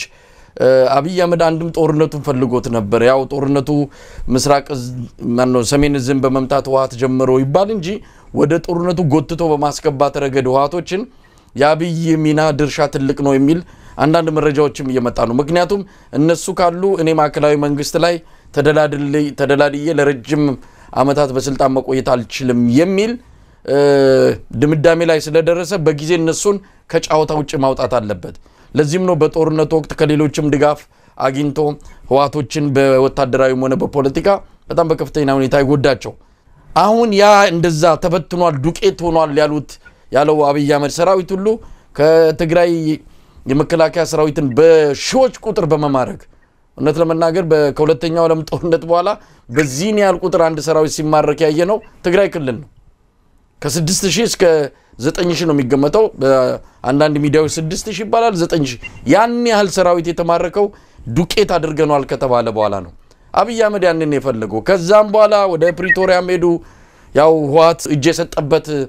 ስምምነት ነው የተደረገው ነገር ግን አብይ አህመድ አሁንም ህወሓት እንደዛ ያነከሰም እንዲቆይ ነው የፈለገው በመጨረሻም ያው ያንን የፈለገበት ምክንያት ይታወቃል በአማራ ክልል የፋኖ ሜሌሎች ኃይሎችም ቀና ማለት ለአብይ አህመድ ስጋት ስለሆነ ቢያንስ እዛ ከህወሓት ጋር ፍጥጫ ውስጥ ገብቶ እሱ ማዕከላዊ መንግስት ላይ እንደፈለገ መሆን ነበር የፈለገው ነገር ግን ዞሮ ያው የሚያስበው ሁሉ ነገር ምንድነው ዶሮ ብታለም ጥሩዋን ሆነና የሚያልመው ነገር ሁሉ በአጭር የሚቀጭበት ሆነ አሁንም ጌታቸውን ሲያደርግም የሆነ ዓላማ ነበረው እንደሰማነው ከሆነ ህዋትን ማለዘብ ህዋት ይሄ ሃርድ ላይነር የሚባሉትን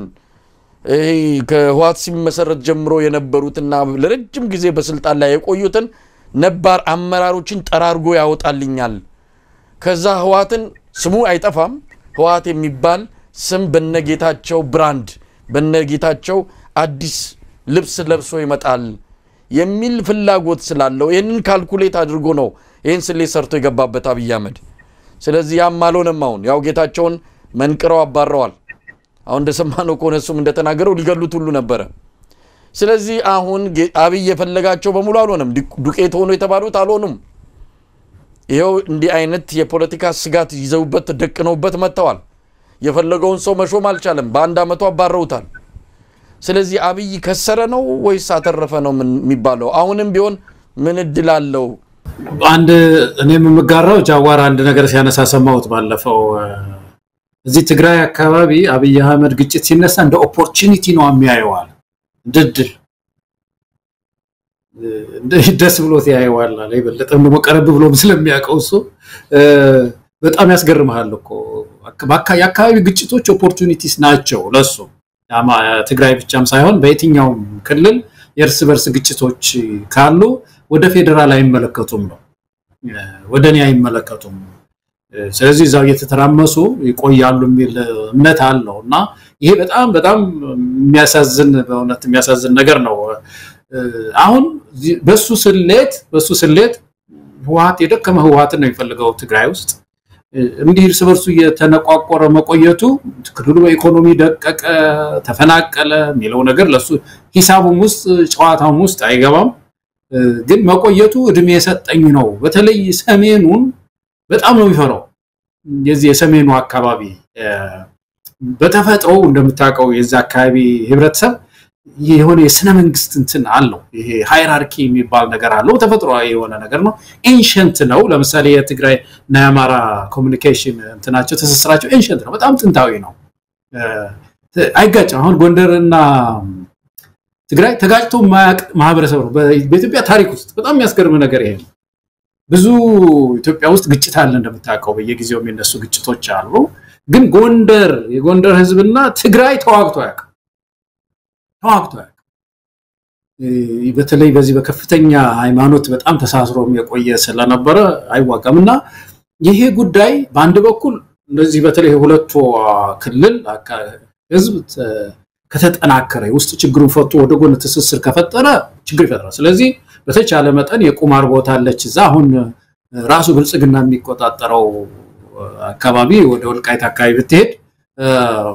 ያችን ቁማር መጫወት ይፈልጋል እዛ ላይ ሁለቱን ለማጋጨት ማለት ነው በየክልሉ ደግሞ በአማራ ክልልና በትግራይ ክልል እንደዚህ ውስጥ ግጭቶችን በጣም ይፈልጋቸዋልና ትግራይ ውስጥ አሁን ያለው የትርምስ ለሱ በሱ ቤት ለአብይ አህመድ ጥቅም ነው ማለት ነው እንግዲህ የሚያሳዝን ነገር እንደ ሀገር ግን ከስረናል ረጅም ጊዜ ለሚያይ ሌጋሲ መተው ለሚፈልግ መሪ አሻራ ትቶ ለሚፈልግ መሪ መሄድ ለሚፈልግ በጎ ነገር ሰርቶ ለሚፈልግ መሪ ግን ይሄ በጣም አሳፋሪ ታሪክ ነው የሚሆነው መሳይ እንግዲህ ገለታው ማን ሊመጣ እንደሚችል በእርግጠኝነት አሁን መግለጽ የሚከብድ ቢሆንም ግን ያሉት አንዳንድ ፍንጮች የሚያሳዩት ሌተናል ጀነራል ታደሰ ወረደ የትግራይ ጊዜያዊ አስተዳደር ሆኖ እንደሚመጡ ነው የተለየም ሊሆን ይችላል አናቅም በእርግጠኝነት ከሰሞኑ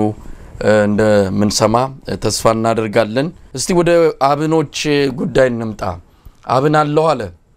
አለው ጉባኤ አካሄድኩ ብሎ በለጠ ሞላ የሚባልን ሰው በሊቀመንበርነት እንዲቀጥል ወሰኛለሁ አለ የቀድሞ የአብን ሊቀመንበር ወይም ደግሞ የመጀመሪያው ሊቀመንበር ዶክተር ደሳለኝ ጫኔ ረጅም ጽሁፍ አውጥቷል ፓርቲውን በተመለከተ ጠንካራ የሆነ የሰላ ትችት ነው በቀድሞ ጓደኞቻቸው ላይ ዶክተር ደሳለኝ ጫኔ ያወጡት ለዛ መልስ ሰጥቷል የወቅቱ እንግዲህ አብን የሚባለው ካለም ነው ብዙ ጥያቄ ሊነሳ ይችላል ካለም አብን ራሱን ብሎ የሚገልጸው አካል ሊቀመንበር በለጠ ሞላ ዘለፋ የታከለበት ምላሽ ለዶክተር ደሳለኝ ጫኔ ሰጥቷል 300 በላይ ቅርንጫፍ ጽፈት ቤቶቹ አማራ ክልልና በተወሰነ ኦሮሚያ ክልል አለ እነዛ በሙሉ ተዘግተዋል አባላቱ የሉም አዲስ አበባ ላይ አንድ ጽፈት ቤት አለችው እንዴት ነው ምርጫ ቦርድስ ዝም ይላል ወይ እንዲህ አይነት ሙሉ በሙሉ አባላቱ በሌሉበት ጠቅላላ ጉባኤ ሊጠራ የሚያስችልበት ኮረም ባልሞላበት እነዚህ 3-4 ሰዎች ብቻ አብንን ስሙን ይዘው ያሉ ጉባኤ ያካሄዱት ሁኔታ ለምርጫ ቦርድ እውነት ለመናገር ምርጫ ቦርድ ካለ በደንብ ሊመለከተውና ሊመረምረው ይገባል እንዴት አየው ግን አብን አለ እንዳለው ጥያቄ ነው በጣም አብን ጋራ በደንብ በቅርበት ነው የምንተዋወቀው እንደምታውቀው የባለፈው ምርጫ ጊዜ ተጣምረን ነበር ከባልደራስ ጋር በምርጫ ቦርድ ሄደን ተፈራርመን አብረን ነው ምርጫ ውስጥ የገባ ነው አላማችን የነበረው አብን ብሔራዊ ፓርቲ ነው በኢትዮጵያ ውስጥ ብሔራዊ ፓርቲ ተብሎ ነው የሚታወቀው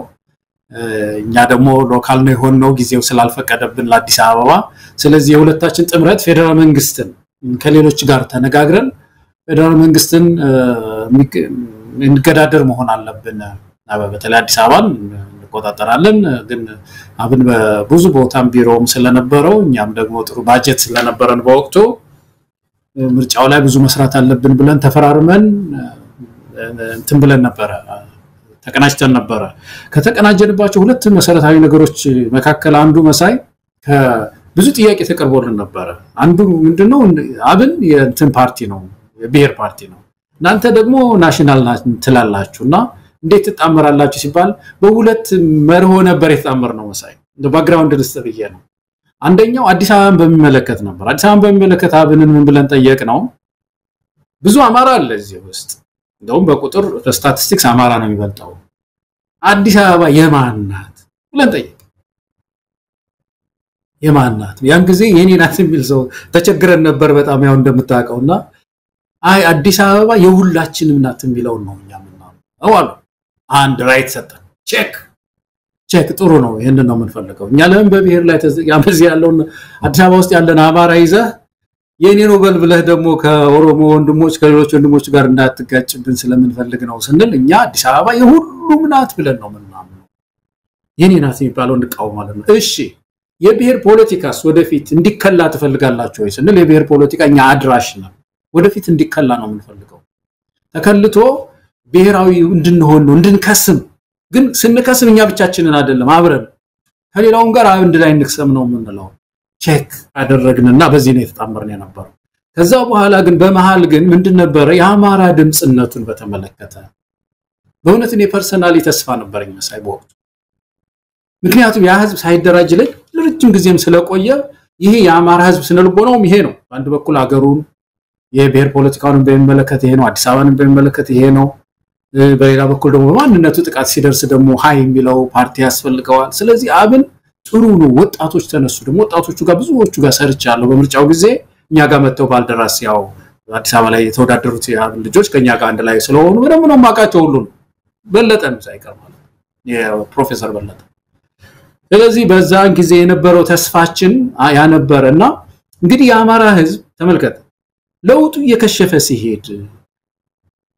ግፍ ሲበዛበት ወለጋ ሲገደል በየቦታው ህወሓት ካደረገው በላይ ግፍ ሲበዛበት ይሄ ፓርቲ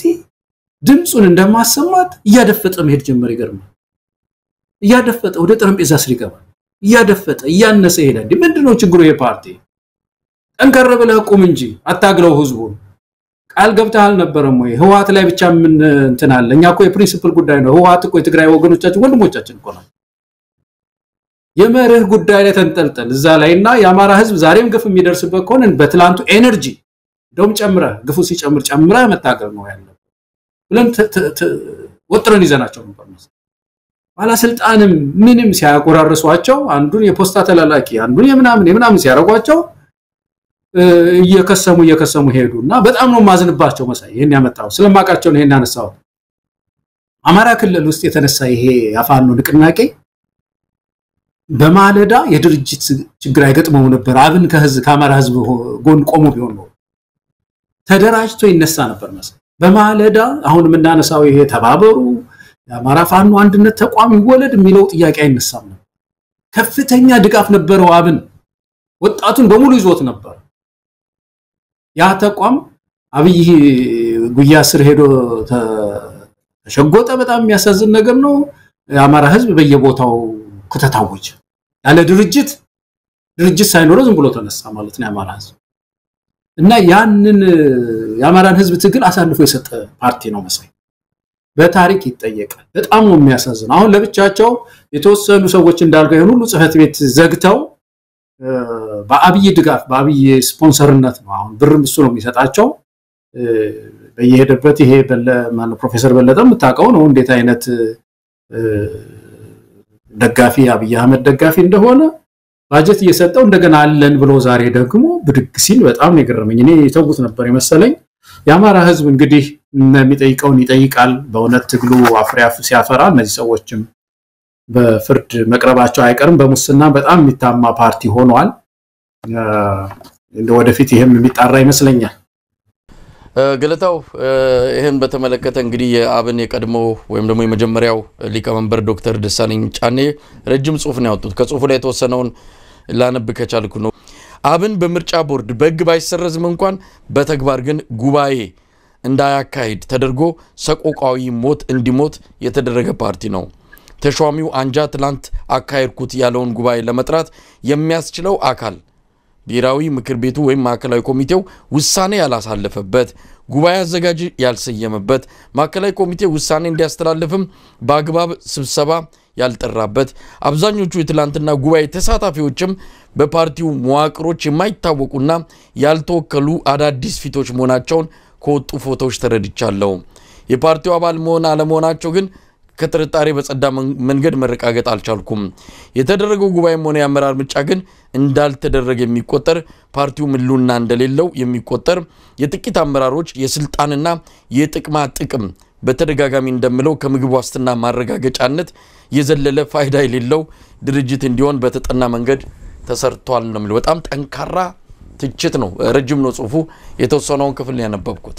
እንግዲህ በዚህ ደረጃ ነው የሚገለጸው ጓደኞቻቸው ናቸው የትግል አጋሮቻቸው ምን ያህል ያቋጫዋል እንግዲህ ከዚህ በላይ ምስክርነት የትም አይገኝም የነዚህ ሰዎች መዳረሻ ይሄ ነው ስልጣን አገኙ መኪና አገኙ ሸሚዝ ቀየሩ ኮት ቀየሩ በቃ የአማራ ህዝብ ትግል አብቅቷል ለጋሻው መርሻ ለበለጠ ሞላና ማን ነው ኢየሱስ ኢብራሂም አዲስ አበባ መስተዳድር ያለው ለነዚህ ለሶስቱ ትግል ይሄ ነው ቡኩርናቸውን በምስር ወጥ ሸጠው የሄዱ ሰዎች ናቸው ዛሬም ስለ አማራ ትግል አንደራደርም የሚል መፈክር ከጀርባቸው በትልቅ ባነር አሰርተው ጉባኤ የሚሉትን ነገር ያካሂዱት ዶክተር ደሳለኝ እንዳሉት ይሄ ጉባኤው ላይ የተገኘው እነማን ናቸው የሚለው ነገር በቅርቡ የሚጋለጥ እንደሚሆን አምናለሁ በብልጽግና የደህንነት መዋቅር ውስጥ ያሉ ሰዎች ናቸው ልክ ኢዜማ ላይ እንደተደረገው ሁሉ ለኢዜማውን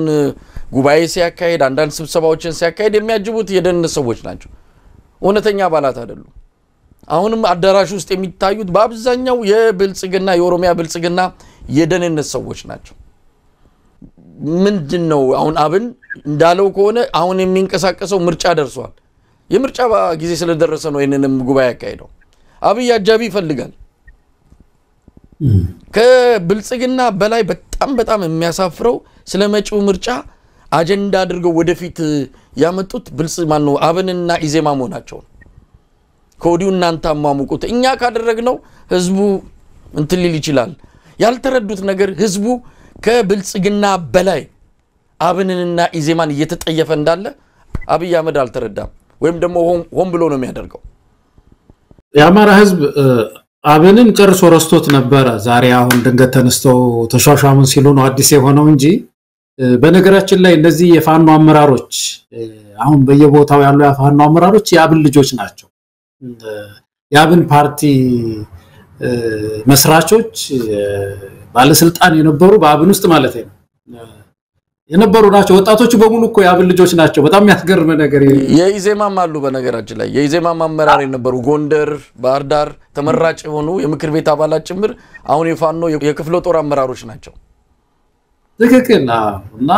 አብን እንደ ድርጅት ግን በጣም ብዙ ወጣት ነበር ያፈራው አማራ ክልል ውስጥ ወጣት በቃ የተማረውን ኃይል ይዞት ነበር የሚያስገርም ነገር የተማረ የወጣት የምትለውን ጄነሬሽን በእነዚህ በሁለት ባላንሱ በኢትዮጵያዊነትን ይዘዋል በአንድ በኩል በሌላ በኩል ግን እስከ ጊዜው ግን ይሄ ህዝብ ሳይደራጅ ብቻውን ተመታ ስለዚህ በከታ መሆን አለብን የሚል ነገር ይዞ ስለመጣ ወጣቱን ገስቶት ይዞት ነበርና ወጣቱ በሙሉ ፋኖ ሲሆን እንበለጠ አምልጠው ነው እንግዲህ አምልጠው የገቡ ሰዎች ናቸው ቤተ መንግስት መሳይ ስለዚህ ጥቂት ሰዎች ናቸው አብን አሁን ጦር ሜዳ ነው ያለው እውነተኛው አብን ፋኖ ሆኗል የፖለቲካ ድርጅት ስለሆነ የአማራ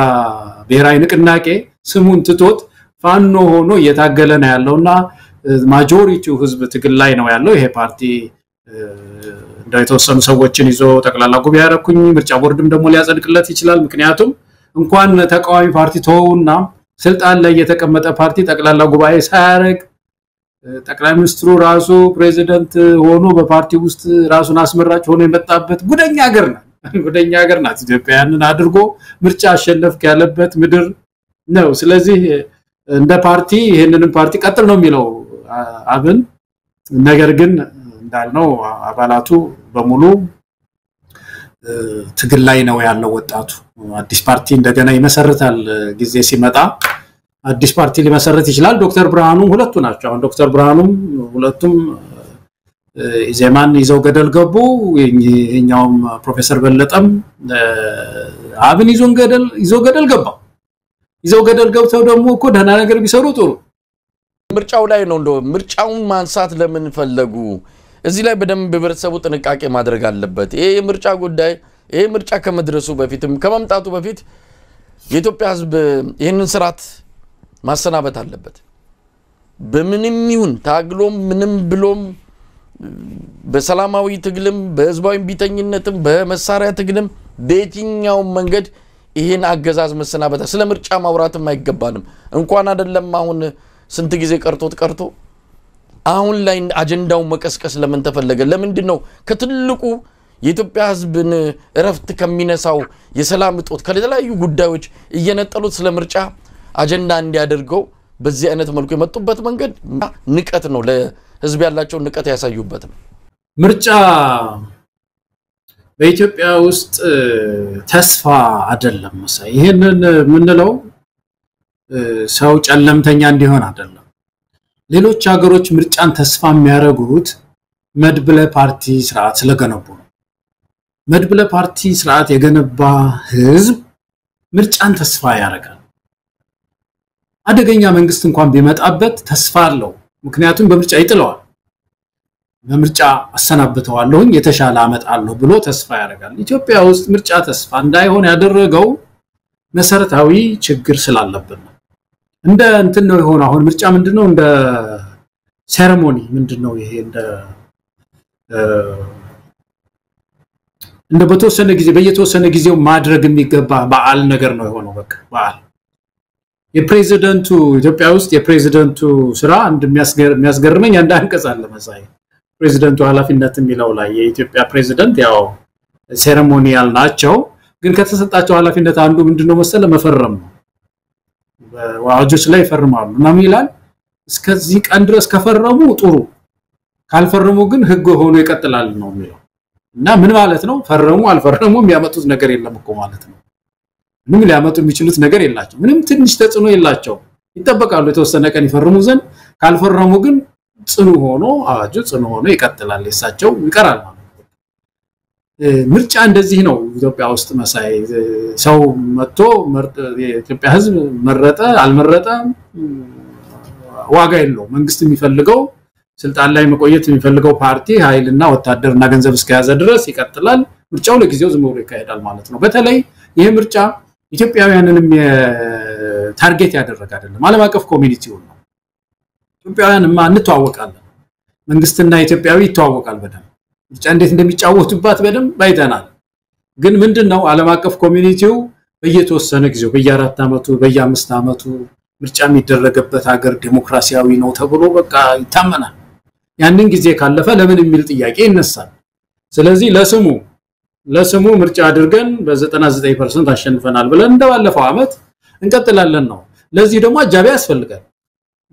የተወሰነ ሰው ምርጫ ውስጥ ገብቶ ከዛ በኋላ ለትንሽ ተበላን የሚል ፓርቲ ማለት ነው አሳልፎ ሰጥቶ ወይ በእኛ ስተት ነው ወይ በዚህ ነው በቃ ለትንሽ እንደው ብልጽግና አሸነፈን ግን አንድ ሁለት ወንበር ደግሞ አግኝተናል ፓርላማ ውስጥ እና ትግላችን አጠናክረን እንቀጥላለን ብሎ በጎን አዙሮ ይሰጠዋል ቀጥል ይለዋል አብይ አህመድን ይባርከዋል ማለት ነው እንዴ ቁማር ነው የተሰራ ያለው በተለይ አሁን ኢትዮጵያ ለምርጫ የሚያስቆም ቁመናም የላትም አሁን በአጠቃላይ እንደውም ኢትዮጵያ ቶሎ ብላ አሁን መሆን የነበረበት ብሔራዊ ምክክር ነው ቶሎ ሐቀኛ ምክክር ኮሚሽን ገንብታ ምክክር አድርጋ ህገ መንግስት አሻሽላ የሚሻሻሉትን አሻሽላ የሚጨመሩ ይኖራሉ የሚጨመሩትን ጨምራ በጸዳ ሁኔታ ወደ ምርጫ ነበር የሚገባው መሳይና ያ ሁሉ የለምና ትግላችንን ማጠናከር ነው በእውነት አዝናለው ምርጫ ተስፋ ለመሆኑ ኢትዮጵያ ውስጥ ያሳዝናል በጣም ገለታ እንግዲህ አብንን በተመለከተ ያነጋገርኳቸው የአማራ ፋኖ አንዳንድ አመራሮች የገለጹልን አለ ከዛ ውስጥ እንደዚሁ አርበኛ አብደላ ይሄ የኦሮሞማ ብሔራዊ ንቅናቄ ኦብን እንጂ አብን የሚባል የለም ቀደም ሲል አንተ ያልከው በጣም ነው መጋራው ስለነሱ አጀንዳ መሆን ቀርቶ ሰው እነሱን እስከነመፈጠራቸው እስከነመኖራቸው ረስቶ ትቶት በተቀመጠበት ሰዓት ላይ አለን ለማለት እንዲያነት ጉባኤ እንዲያነት ነገሮችን ያደርጋሉ ለማንኛውም አንድ ትልቅ ጥያቄ ልንጠይቃቸው የሚገባ እንደው የሞራል ጥያቄ ነው ሞራል ካላቸው ምናልባት ከሆድ ያለፈ ለህሊናቸው ክብር የሚሰጡ ከሆነ ልንጠይቅ የሚገባው ግድ የለም እየሞተ ያለው ያማራ ህዝብ ማንንም መነሻ ይሁን ማንንም እንትን ይሁን ግን ስለ ንጹሃን መሞት አንድ ብጣሽ መግለጫ ለማውጣት ለምንድን ያልቻሉት እስካሁን ማንንም ያድርገው ስርዓቱን ማድርጎት ከሆነ ስርዓቱን እረፍ እነሱም ያምኑትም ካለ እንግዲህ እነሱም ያምኑት ማን እንደሆነ ያው በተለያየ መልኩ የሚናገሩትን እናያለን እኮ እንዴት አድርገው ከብልጽግና ጋር ሆነው የፋኖን ትግል ለማዳከም እየሰሩ እንዳለ በስም ዝርዝር ማን ምን ያደረገ እንዳለ እናቃለን ጣሂር ምን እንደሚያደርግ ማን ነው ጋሻው ምን እንደሚያደርግ እንበለጠ ምን እንደሚያደርጉ ይታወቃል ይሄን ትግል ለማዳከም ከብልጽግናዎች በላይ እንደው አቅም ቢኖራቸው ሊዘምቱሉ ይችላሉ እንደባለፈው ያኔ ህዋት ሲመጣ እንደዘመቱት ሊዘምቱሉ ይችላሉ ከብልጽግና ሰራዊት ጋር እንዴ አይነት አቋም እንዳላቸው ይታወቃል አንድ ወረቀት ይሄ ሁሉ ድሮን አማራ ህዝብ ላይ ሲዘምብ ይሄ ሁሉ መሳሪያ ይሄ ሁሉ ከባድ አደጋ ሲደርስ የርሻ ማሳዎች ሲቃጠሉ በለጠ አይን እሱን አይመለከትም ጆሮ ይሄንን አይሰማም ይሄ ነው የበለጠ ትልቁ አሁን ሰሞኑን ሰምታል በኦዲት በፌደራል ኦዲተር ባለስልጣን ወደ 700 ሚሊዮን የሚጠጋ ገንዘብ ነው የጎደለው የት ገባ በእንደዚህ አይነት ጉድፍ በእንደዚህ አይነት ግዙፍ የሙስና ቅሌት የሚጠየቅ መስሪያ ቤትን እኮ የሚመራው ለማንኛውም አብን ጉዳይ እንዳልከው ምንም ትርጉም የሌለው ዝም ብሎ አትርሱኛ አይነት ካልሆነ በስተቀር የሚያመጣው አንዳችም ነገር የለም ያው ብልጽግናን ያጀበ ይቆያል ብልጽግና ሲሞት ወይም ደግሞ ከኢትዮጵያ ትከሻ ላይ ሲወርድ አብረው በግ የሚጠየቁ አብረው ወላጅ አልባ የሚሆኑ ናቸውና ያ ጊዜ ደግሞ ሩቅ አይደለም እሱን ጊዜ በቅርብ እንደምናየው ተስፋ አደርጋለሁ እንደው በመጨረሻ ቀደም አንዳንድ ከትምርት ጋር የተያዙ ሰሞኑንም የትምርት ሚኒስትሩ ፕሮፌሰር ብርሃኑ ነጋ ለህዝብ ተወካዮች ምክር ቤት ያቀረበው ሪፖርት አለ በዚህ ሪፖርት ላይ ብዙ ነገሮችን አንስቷል ግን ሁለት ጉዳዮችን አንስተን ነው ያው በምክር ቤቱም እንደዚሁ ተቃውሞ ተነስቶበታል የ12 ብሔራዊ መልቀቂያ ፈተና በዚህ መጠን ከፍተኛ የሆነ የተማሪዎች መውደቅ መከሰቱን በተመለከተ ትኩረት አለመሰጠቱን በአንዳንድ የምክር ቤት አባላት ጭምር ብርሃኑ ላይ ጥያቄ ተነስቷል እሱ ምንም ከባድ አደጋ እንዳልሆነ አርጎ ሊያልፈው ሞክሮ ነበር ግን ጥያቄውን አንስተውበታል ከዚህ በፊትም ታስታውሳለህ የትምርት ፖሊሲው ሲጸድቅ እንዴት ይሄ ትምርት ፖሊሲ ይጸድቃል ብለው ጥያቄ ያነሱትን እዛው በፓርቲያችሁ ጨርሱ ፓርቲያችሁ የወሰነውን እኮ ነው እኛ የምናስፈጽመው ብሎ የተናገረ ነው በጣም ያሳዝናል ብርሃኑ በዚህ ደረጃ የብልጽግናን ፖሊሲ አስፈጻሚ ሆኖ እንዲህ አይነት መልስ ሲሰጥ አሁን ሁለት ነገሮችን እናንሳ አንደኛው ተማሪዎች አራተኛ ዓመታቸው ላይ ወደ ቤተሰቦቻቸው ወዳሉበት አካባቢ ተመልሰው ለአንድ ዓመት ያስተምራሉ የመምህራን የጥራት ችግርን ከመንፈታባቸው እርምጃዎቻችን አንዱ ይሄ ይሆናል ብሎ ገልጿል የዩኒቨርሲቲ ተማሪዎች 3 ዓመት 4 ዓመት 5 ዓመት ያሉ ካሉ በመጨረሻ ዓመታቸው ላይ ወደ ወላጆቻቸው ወይም ደግሞ ከመጡበት ማህበረሰብ ጋር ተመልሰው ሄደው ለአንድ ዓመት ያስተምራሉ የመምህራንን አቅም ለማጎልበት የሚረዳ ነው አለ ይሄ እንዴት ሊረዳ እንደሚችል እንግዲህ ዝርዝር ነገር አልሰማንም ምናልባት በዚህ ላይ ማስተያየት መስጠት ከተቻለ ሌላው የመምህራን ባንክ ይቋቋማል ነው መምህራን ገንዘብ የሚያጠራቅሙበት የመምህራን ባንክ ይቋቋማል ነው ብርሃኑ ምናልባት ትምህርት ሚኒስትርነቱን ትቶ ኮሜዲ የጀመረ ነው የሚመስለው አሁን እንኳን አይደለም የሚቀመጥ የሚጠራቀም ገንዘብ ይቅርና በአግባቡ ደሞዙን የሚያገኝ መምህር አለ ወይ እንደው የተወሰነ አካባቢ ካልሆነ በስተቀር ወደ 3-4 ክልሎች መምህራን ደሞዝ ያገኙ አይደለም የዩኒቨርሲቲ መምህራን ደሞዝ አልበቃ ብሏቸው ቀን አስተማሪ ምንድነው ሌክቸረር ማታ ራይድ ሹፌር እኮ ነው የሆኑት ምንድነው እንደዚህ አይነት የባንክ የመምህራን ባንክ እናቋቁማለን ያጠራቅማሉ ብሎ እንዲህ አይነት ቀልድ በእውነት በጣም ለጆሮም የሚቀፍ ነው ለማንኛውም በእነዚህ ሁለት ጉዳዮች ላይ ምን ማለት ይቻላል ገለታ እንዳልከው የዚህ ባንኩ ጉዳይ መቼም የሚያስቀምጠውን በሰጡት መጀመሪያ ማስቀመጫ አላጣም አስተማሪው የተለያየ ቅድ ይኖረዋል የተለያየ ሴቪንግ ዘዴዎች ይኖሩታል ባንኮችም ውድድር ላይ ነው ያሉት በተለያየ መንገድ ሊያበድሩት ይችላሉ በራሱም ደግሞ መቼም ይሄ ባንክ መቋቋም መጥፎ ላይሆን ይችላል ግን ከምንም በላይ ግን የመምህሩን ገቢ ማሻሻል ላይ ነው ዶክተር ብርሃኑ ከዚህ በፊት ምሳ ሁሉ እናበላለን ሲል ሰምቼው ነበር የዚህ ምንድነው የሸገሩን እንትን እንቅስቃሴ ተከትላችሁ ሌላም ቦታ እንደዚህ ያብሉ ሲል ነበር የነበረው በዚህ ሊያቅፋቸው ምንድነው ምግብ እንትን መታቀፍ አለባችሁ ያለ የሚላቸውን መምህራን ነው አሁን ባንክ እንግዲህ ደግሞ ወስደው ገንዘብ የሚያስቀምጡት ለመምህራን በጣም ከባድ ንቀት የታየበት ዘመን ይሄን ዘመን ነውና ይሄ ዝም ብሎ ውሃ ማይቋጥር ነገር ነው በጣም ተቋቁሞስ ይሄን ያህል ስንት አመት ቆይቶ ደልቦ እንደገና ለመምህራን ማበደር ተበድሮስ ደግሞ የሚከፍለው ይሄ መምህር ኖሮት ነው ወይ የሚለው ማአት ነገር ነውና ችግር ፈቺ አይደለም በተለይ ኢሚዲየት የሆነ ችግር ፈቺ አይደለምና መምህሩ ይሄን ተስፋ ሊያደርግ አይችልም ሌላው ግን የዚህ 12ኛ ክፍል ምናልባት ወደዚህኛው እንመጣለን የተማሪዎች ሄደው ያስተምሩ ቢሉ 12ኛ ክፍል መልቀቂያ ፈተና ከዚህ በፊት ይሰጥ የነበረው እንትን ፊክስድ አይደለም ግሬዲንጉ ፊክስድ የሚባል አይደለም ይሄ ለምሳሌ 90 ከመቶ 90 ያመጣ 90ውን ራይት አግኝቶ 10 ኤክስ የገባበት ማለት ነው እሱ 90 ያገኛል የሚለው ይሄ ፊክስድ የሆነ የማርክ አሰጣጥ አይከተሉም ነበር ከዚህ በፊት የነበረው አሰራር እንደምታውቀው ፐርሰንታይል ነው ይወዳደራሉ ተማሪዎች ያገሪቱ ውስጥ ያሉ ተማሪዎች ይወዳደሩና ከዛ ውድድር ጋር ነው ማርኩ በፐርሰንታይል ነው የሚያልፉት እና ከዚህ የተነሳ ተደግፈው አገሪቱ ባላት ዕውቀት ልክ ማለት ነው እንግዲህ ትምህርት ቤቶች በሙሉ ትምህርት ቤቶች ያገሪቱ ትምህርት ቤቶች ብዙ ታሳቢ የሚሆን ነገር አለ አንደኛ የመምህራን ጉዳይ አለ መምህር አለ ወይ አንዳንድ ቦታ መምህር ላይኖር ይችላል ፊዚክስ አስተማሪ ሳይኖራቸው አመቱን ሙሉ በሂሳብ አስተማሪ የሚማሩ ይኖራሉ ምን አለና ይሄ ታሳቢ ያደርጋሉ ቲቺንግ ኤዱን ምኑን ታሳቢ ያደርጉና ስበርስ ተወዳድረው ተማሪዎች እንደሌላው ሀገር ሳይሆን የእንግሊዝን ፈተና አንጥተው አይፈትኗቸው ያለ ኢትዮጵያ ተማሪዎች ስበርሳቸው ተወዳድረው ወደ ዩኒቨርሲቲ የሚገቡበት ሁኔታ ይፈጠራል ቀስ ይያለ ይሄ እንዲሻሻል ይደረጋል እና ይሄን አንዳደርግም ብለው እነ ዶክተር ብርሃኑ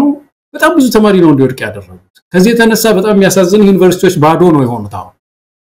ብዙ ዩኒቨርሲቲዎች ካቅም በታች ነው ብዙ ተማሪ የላቸው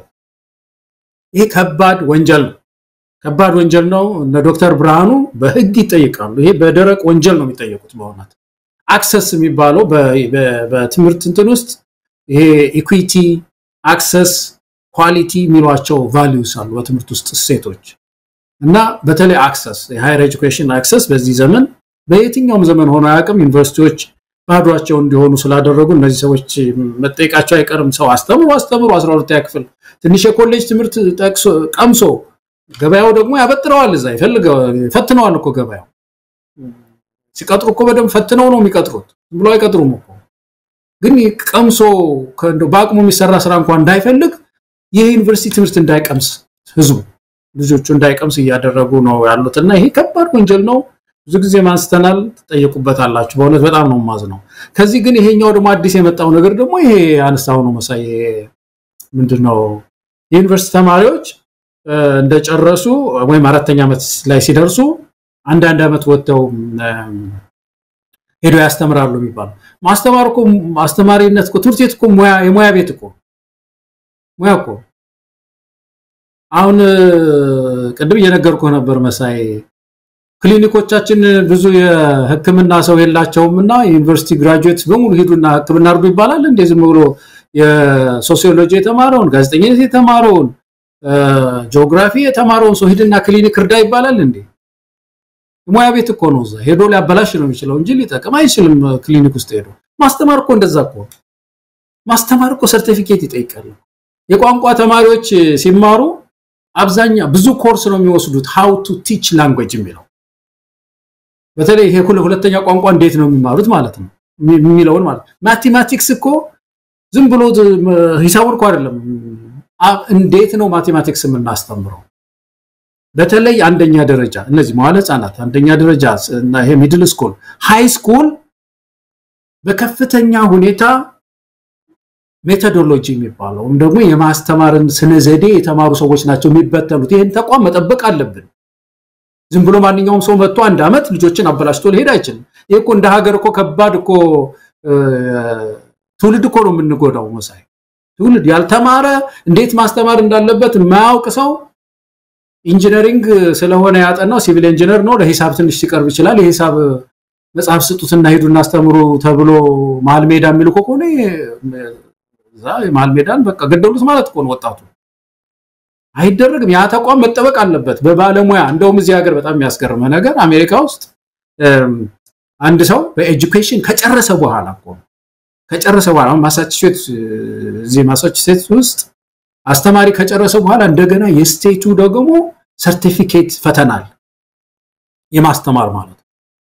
ያችን ፈተና እንትን ካላ ስራ ያገኝ ራሱን አፕዴት ማድረግ አለበት እንዴት ማስተማር እንዳለበት ኤጁኬሽን እኮ ተምሮ ነው ማለት ዝም ብሎ ከኢንጂነሪንግ ምናምን አይደለም ኤጁኬሽን ማቴማቲክስ ማስተማር ጨርሶ ሌላ ደግሞ ሰርቲፊኬት ይጠይቁታል ትውልዱ እንደዚህ ነው የሚጠብቁት መሳይ እኛ ሀገር እኮ ይሄንን ተቋም እንዴት ነው ያረከሱት እኔ እኮ በጣም ነው ማዝነው አሁን ተመልከት ይሄ ህግ ሆኖ ከወጣ ትምህርት ሚኒስቴር ይሄንን ጉዳይ እኮ ከተከተለ እኮ በጣም የሚያስገርም ነገር ምንድነው የሚሆነው ማለት ነው በየአመቱ የአራተኛ አመት ተማሪዎች ይሄዳሉ አንድ ትምህርት ቤት ለምሳሌ ሂሳብ አስተማሪ ዘንድሮ የአራተኛ አመት የኢንጂነሪንግ ተማሪ ሂሳብ አስተምሮ ሊሆን ይችላል በሚቀጥለው አመት ሌላ የኢንጂነሪንግ ተማሪ ሌላ ሰው ይመጣል እዚህ ዛ ትምህርት ቤት ያሉትን ተማሪዎች በሙሉ የሚያስተምሯቸው እነዚህ ልጆች ናቸው የሚሆኑት ትውልዱ ተጎዳኮ ማለት እኮ እንዲህ ሲሆን ስለዚህ እኔ በጣም ነው ማዝነው የትምህርት ጥራት የሞተ ነው በቃ ይሄ አንዱ የትምህርት ጥራት ሊገድል የሚችል ነው መምህራን በደንብ መያዝ መምህራን ትምህርት ኮሌጆችን መጨመር ነው የትምህርት ጥራትን ሊያመጣ የሚችለው እንጂ ማንኛውም ተማሪ ሄድና ዝመት የሚባል እንደ መሰረተ ትምህርት የአዳልት ኤጁኬሽን ታስታውስ እንደሆነ በደርግ ጊዜ ልጅ 12 ክፍል እንደጨረሱ ሄደው ሃሁ አስቆጥረው ይመጣሉ እንደዚህ ሊሆን አይችልም እና ይሄን መቃወም መምህሩ መቃወም ጸንቶ መቃወም ነው ያለበት ይመስል ተማሪውም እንደዛው ስለዚህ አስቸጋሪ ነው በጣም እንግዲህ ይሄንንም ያሉት የትምህርትን ጥራት ለመጠበቅ ያስተማሪዎችን አቅም ለማሳደግ ነው ብሎ እንደመፍትሄ የወሰዱት እርምጃ ነው አሁን አንተም እንደገለጽኩ የተለያዩ የትምህርት ባለሙያዎችም እንደሚሰጡት አስተያየት እንደውም የበለጠ ትምህርቱን ነው የሚጎዳው ይሄ በጣም አደገኛ ውሳኔ ነው ምንድነው የተፈለገው ብርሃኑ ነጋ ይሄ ጠፍቶት ነው ወይስ እንደዛው እንደ ፖሊሲውንም ያው ብልጽግና ነው የቀረጸው የፓርቲያችሁን ውሳኔ ነው ያስፈጸምኩት እንዳለው ሁሉ አሁንም ምንም ጥናት ሳይደረግ ዝም ብሎ ትምህርቱን ለመግደል ትውልድ ለመግደል የተቀረጸውን ሁሉንም ትዕዛዝ ሁሉንም መፍትሄ እርምጃ የተባለውን ሁሉ ተግባራዊ ማድረግ ነው የሱ ስራ ትንሽ መመርመር ትንሽ ወደ ኋላ ነገሮችን መፈተሽ የለበትም ወይ ለማንኛውም ብርሃኑ ነጋ እንግዲህ ያው ስለ ሰው ለመናገር ከዚህ በላይ የሚቻል አይደለም ትልቁን ድልድይ ከሰበረ በኋላ ብርሃኑ ነጋ ከዛ በኋላ የሞራል ጥያቄ የሊና ጥያቄ ልታነሳ አትችልም ያኔ ድልድዩ ከመሰበሩ በፊት የነበረው ብርሃኑን አሁን ማግኘት አንችልም ከዚህ በኋላ ምንም ቢያደርግ ሊደንቀንም አይገባም በፓርቲ መነጽር ነው የሚያዩት በአብይ ምንድነው በእነሱ ሜዳ ብቻ ነው መጫወት የሚፈልገው እንጂ ከዛ ውጪ ባለው ሁኔታ ለዘመናት የለፋበትን ለዘመናት የሚታወቅበትን ያን ብርሃኑን ግን